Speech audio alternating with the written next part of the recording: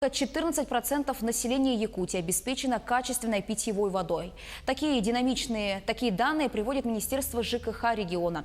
Также сообщили, что объектами водоочистки оснащены всего 10% населенных пунктов республики. Когда якутянам ждать улучшения ситуации по этому жизненно важному вопросу? Сюжет Дмитрия Тымырова.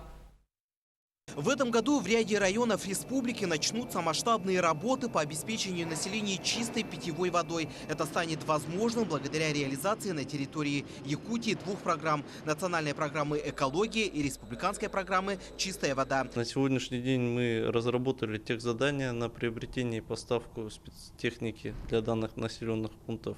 В настоящее время прорабатывается вопрос по техническим решениям по приобретению установки модульных водоочистных сооружений, реконструкции объектов водоснабжения. Общий объем финансирования региональной программы «Чистая вода» составляет порядка 900 миллионов рублей. В эти дни в муниципальных образованиях республики должны завершиться работы по инвентаризации объектов водоснабжения. Уже на следующей неделе Министерство ЖКХ и энергетики республики должны эти данные предоставить Минстрой России. Куда и на какие цели эти средства будут направлены, будет известно в сентябре этого года. В текущем году объем финансирования по данной программе составило 107 миллионов рублей. Эти средства министерство направит на строительство водоочистной станции в Алекнинском районе. Сумма проекта в целом около 300 миллионов рублей. Мощность объекта 2000 кубов.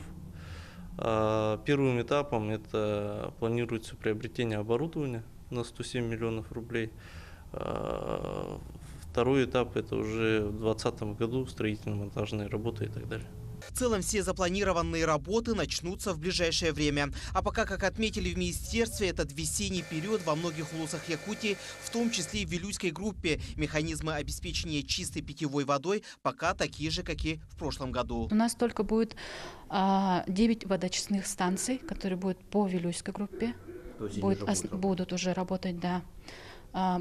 Будет приобретена спецтехника, около 10 единиц, да, именно по программе, именно утвержденной распоряжением правительства по Вилюйской группе районов. Между тем, Роспотребнадзор Якутии усиливает работу по контролю качества питьевой воды по всей территории республики. Ежегодно в период весеннего паводка отмечается ухудшение качества воды, подаваемой населению с поверхностных водоисточников, в связи с чем, начиная с мая, ежегодно нами усиливается мониторинг качества, кратность отбора проб воды. Это проводится с целью контроля качества воды, при ухудшении которой принимаются меры в целях недопущения возникновения и распространения инфекционных заболеваний.